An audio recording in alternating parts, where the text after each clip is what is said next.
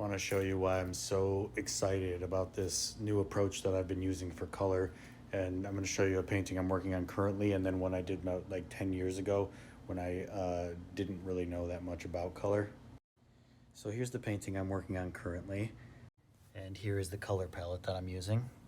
All the colors like kind of inside of here, as well as like lighter versions of those colors and darker versions of those colors, just whatever suits the painting. Now in the past, this is a good example of it.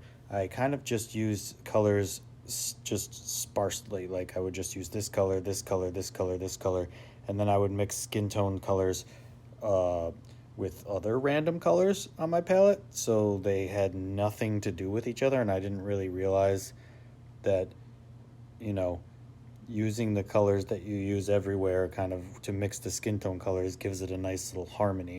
So if we get closer in here, you can see, like, there's a lot of purple in this face, which kind of works if this face was just kind of isolated by itself.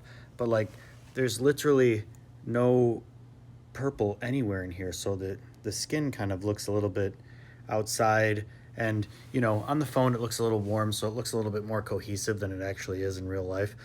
But I can assure you the skin is very purple, and it's like it doesn't go with the other colors in the harmony.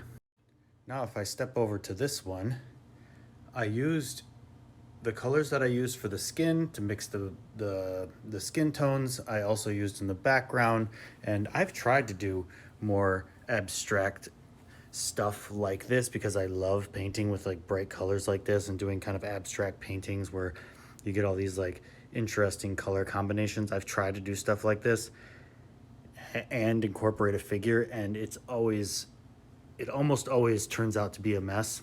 And I feel like this is finally the first time where I don't think this is a mess, and it actually seems like it all goes together, and it's kind of like working, and she feels a part of this weird abstract environment. And there's something about all of these colors where I'm just like, I look at it and I'm like, yes, this looks exactly how I envisioned. And it's not quite done yet, but oh boy, does this look so much like what I wanted it to look like. I'm so beyond stoked about the progress that I've made so far, where you have this a